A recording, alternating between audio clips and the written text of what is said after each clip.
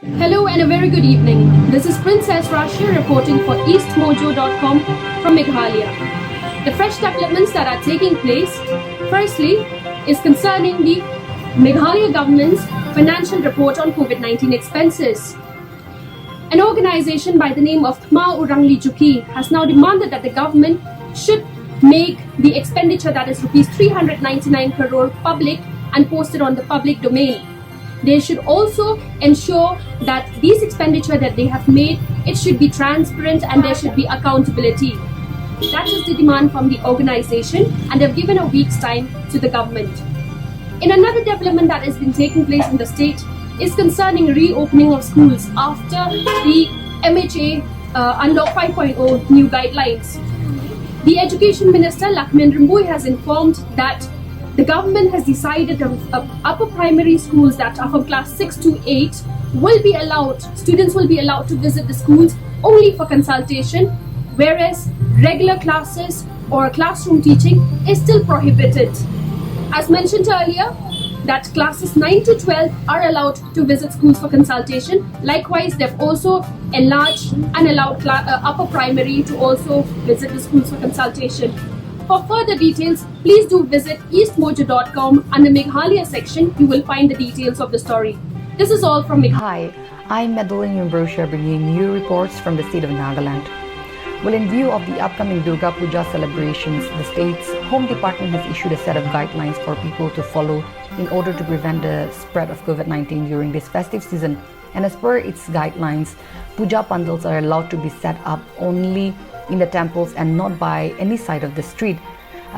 The timing has also been allotted where devotees are allowed to visit the puja pandals from 5 a.m. in the morning till 10 p.m. in the evening. Unlike other years, this year there will be no mela, no food stall or stall selling any items in and around the puja pandals, and a maximum of 30 persons including the organizers and the priest will be allowed to gather at any point of time in the puja pandals. Unlike other years, the distribution of wet prasad to the devotees will also not be carried out, and a mask will be made mandatory. Persons above 65 years of age and children below 10 years, persons with comorbidities and pregnant women are advised not to visit the puja pandals this year. And in addition to the permissions that's been granted by the district administration to the puja committees or the organizers, the final clearance will be given by the district task force that's headed by the deputy commissioners in each district. And the district task force will ensure the necessary arrangement with the concerned puja committees and organizers to ensure that the immersion of the idols is suitably staged so as to avoid congestion and large gathering at the immersion sites. The state government also warned that violators will be penalized if these guidelines are not being followed. Now, in another news, East Mojo is coming up with a documentary where we highlight about the challenges faced by students, teachers, and the state government here in the state of Nagaland after schools and educational institutions were forced to close down in March this year following the lockdown due to the COVID-19 outbreak. And we know that all schools have remained closed this year since March, and the mode of education has switched online, where several challenges emerged, and of course the biggest being technology. Now these technological challenges created a digital divide here in the state of Nagaland. So in our latest documentary, which will be very soon up on our website at eastmojo.com, we explore the remotest parts of Nagaland where students are challenged in order to attend the online classes. We visit Turuhu village where students are made to climb about 3 kilometers up to a mountain top in order to attend the online classes, because that is the only point in the village where the signals are received, and also where the community has set up a community school at a hilltop there to facilitate the online lessons for the students. We also visited the Zangkam village under Mon district, which is yet to be electrified, and residents there are dependent on solar and electric generators.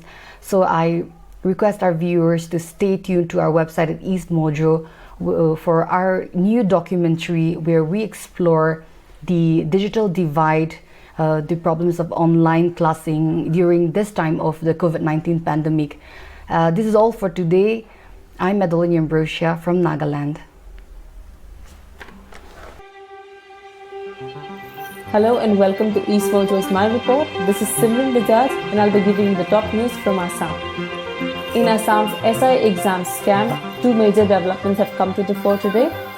First, Saroj Sharma, one of the prime accused, has been arrested by a joint team of CID and Crime Branch of Assam. He was apprehended from LGBI airport in Guwahati upon his arrival from Lucknow. And another person, prime accused in the case, Rubul Hazarika, has surrendered in Nalbari today. Hazarika owns shares in Akshay Telecommunications, the agency which conducted the SI exams in the state. In another news, folk singer Kalpana Patwari has joined AGP today. This has come ahead of the 2021 state elections. Patwari joined the party during a function organized at AGP headquarters in Ambari today, following which AGP President Atul Vora has announced that Patwari will be the brand ambassador for AGP. That's all that we have from Assam. This is Simran Bajaj. Hello and welcome. This is Tripura correspondent Chandan Pandey and I'm going to give you today's update. In the first update, the opposition CPI-M's West District Committee today gherao the Health Services Directorate, placing two demands, which includes, in the first demand, they said that the COVID-19 victims who have died so far in the state, which the number has now crossed the mark of 300, all the families were supposed to be paid a compensation amount of rupees 10 lakh, as the Chief Minister Biplab Kumar Dev had announced earlier this year when the COVID outbreak took place. So the CPI-M has demanded the immediate release of rupees 10 lakh for the kin of this COVID-19 victim. Speaking with the reporters, the leader of the CPI-M, Pavitrakar, who is also the president of Sadar District CPI-M, he said that the government had announced that rupees 10 lakh compensation for the victims, but so far the government has not paid a single penny to these families. He also said that there are a number of people who are under home isolation who were supposed to be paid dry ration and financial aid.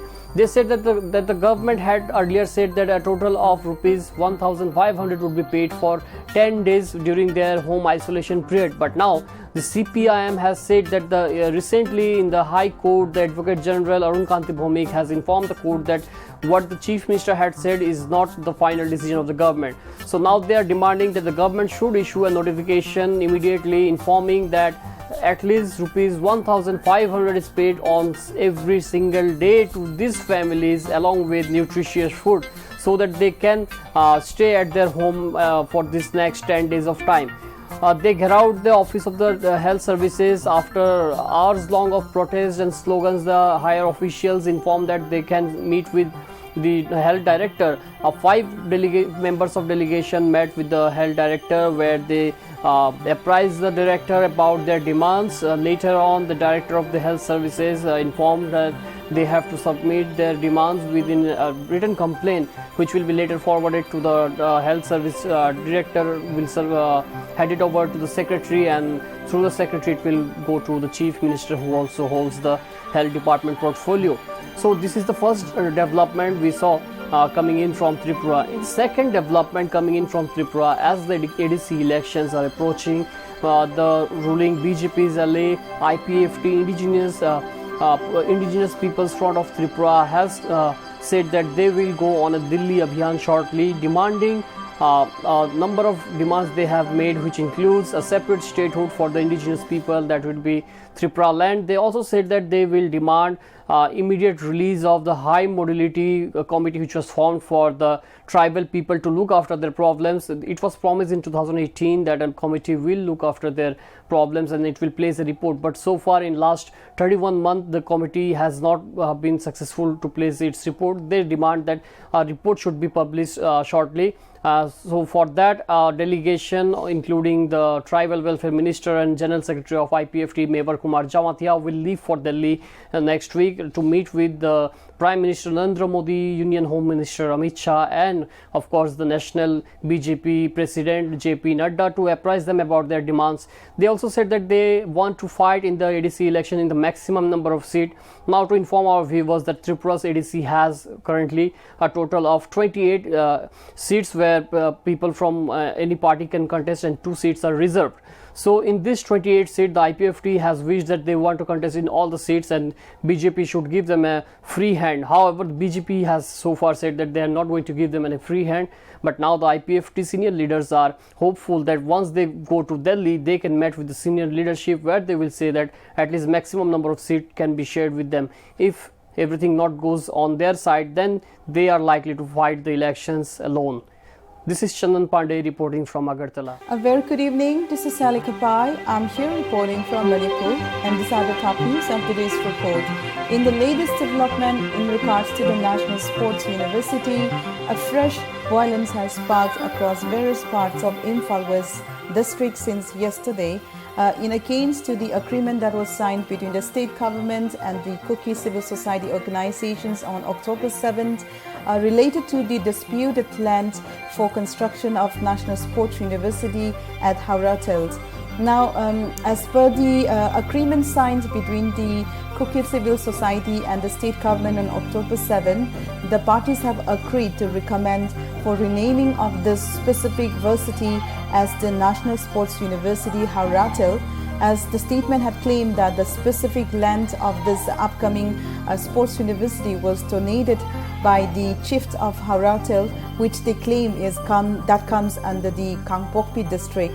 Now, this protesters from the Imphal West district, in fact, had already expressed that the specific agreement that was signed on October 7 was not only a solution, was not just a solution in fact, but it was a submission to the demands of the one particular community in order at the cost of the interest of another community's existence.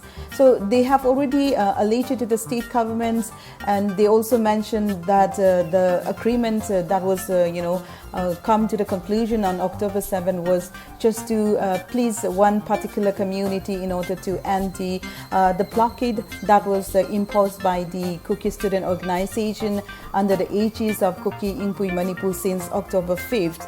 In fact, after the agreement signed on October 7th, the Kuki student organization had already lifted the indefinite blockade that was imposed at the National Highway 2 and National Highway 37 since October 5th. So this was the latest development that comes from the KSOs. However, the new protest that was held yesterday, in fact, a lot of protesters from the Lamsang and the Shakma Assembly constituency stormed at the street, and they blocked almost all the interconnected villages roads as well as the national highways. And as per the report, they even stormed at the local MLA's Mr. Dingo's residence for the specific issues. So as per the report, MLA Tingo had already, in order to calm down the crowd, he has already assured the protesters that not a single inch of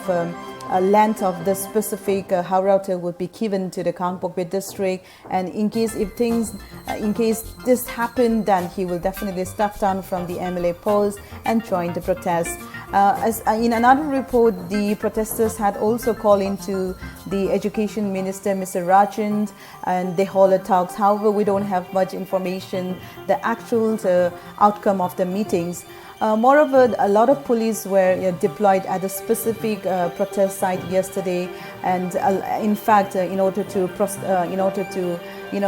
control the mob, in order to control the protesters, a lot of police from Imphal West and various districts were deployed. And in one of the reports, unfortunately, the SP of Imphal West, Mr. Mekinchandra, he got hurt on his left ear when the protesters belted the stones, so he was immediately rushed to the Rajmahal city. So these are the developments that are happening, this specific issues of this National Sports University. In fact, this is the only such National Sports University that are coming up in the whole country. But at the same time, since this has been identified at the specific land, which is currently is a disputed land between the Imphal West and the Kangpokpi district, unfortunately the specific work has been unable to carried out. So initially, when the Kuki student organization under the aegis of the Kuki Ingpui Manipur staged a protest, the main protest was since the state government decided to go ahead with the demarcation of land, this specific Kuki student organizations and the Kuki civil organization staged the strong protest since Monday. So yes, this is happening, and we will keep you updates what's the the latest update from the ground report. This is Sally Kapai. I'm here reporting for East Mojo from Manipur.